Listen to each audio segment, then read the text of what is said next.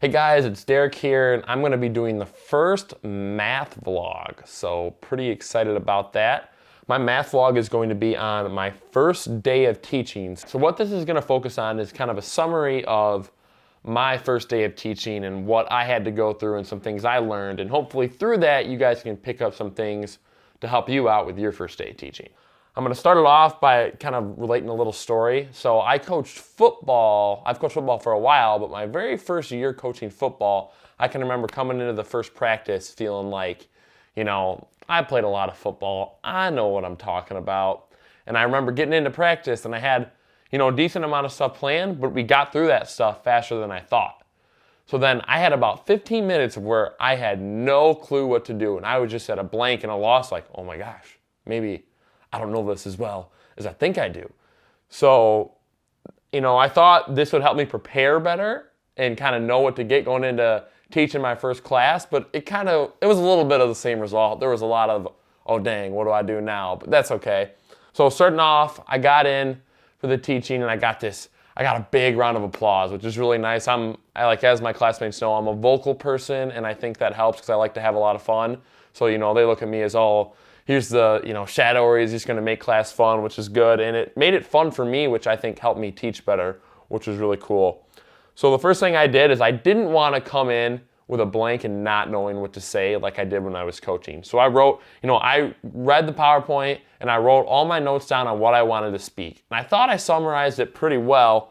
But the first thing I noticed was, we would go from point to point on what I was teaching. And what I was teaching was polynomial functions and kind of how they relate to graphs. So, what's the end behavior? If you're looking at an equation, you can know the end behavior, number of max and mins possible, inflection points, all those type of things. So that's what I was teaching on, if you were wondering.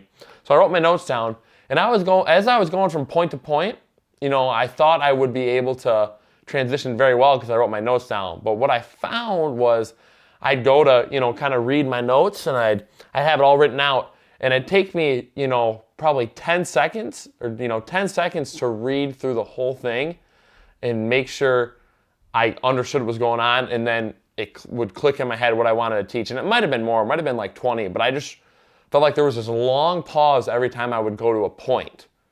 So I think one of the things I learned from that was to, when I write my notes down, and I did this here, is instead of writing everything I want to say, just key points to help spark what I want to say so I don't spend a lot of time reading it.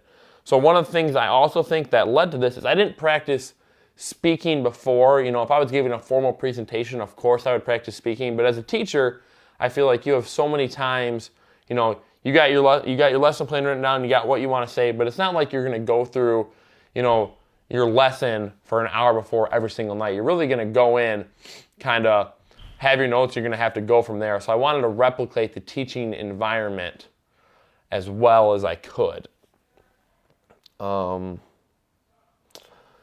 and one of the things I learned, which is the same thing I learned with football, is I feel like you don't really know it until you teach it. Because I thought I wrote down these rules and I understood these rules, but as I was going through, I realized, okay, I know it, but I'm starting to get my rules mixed up. Like depending on the leading exponent, how many max and mins do you have? How many inflection points? And they were all very similar but different. So I found myself like, oh shoot, is the max and min one less than the exponent? Or is this that? And it just, I realized you don't really know it until you teach it. So because I got in there not as prepared as I would have hoped to have been, which I think is normal.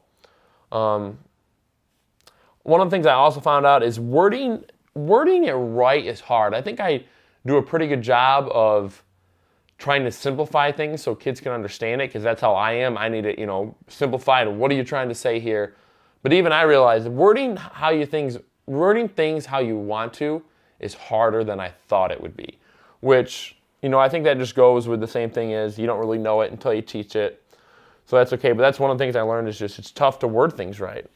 One of the hardest parts too is we got kind of midway through the lesson and a kid raises their hand and they're like, I'm completely lost. I have no clue what's going on. And I was like, oh shoot. As a teacher, you're kind of like, am I not teaching it well? But then I think back to myself, and for me, I ask that question probably once or twice a day. So it doesn't mean you're not teaching it well. Just sometimes kids they just need to understand it better. And I think as a teacher, one of the things I would urge first-time teachers is don't feel like you're not doing a good job if they raise their hand and are like, I have no clue what's going on, because I do that all the time. And I think that's normal. Even some of my best teachers, I would ask that too. So I wouldn't feel bad about that. One of the things I also learned through my lesson was it was hard to gauge if the students were really getting it.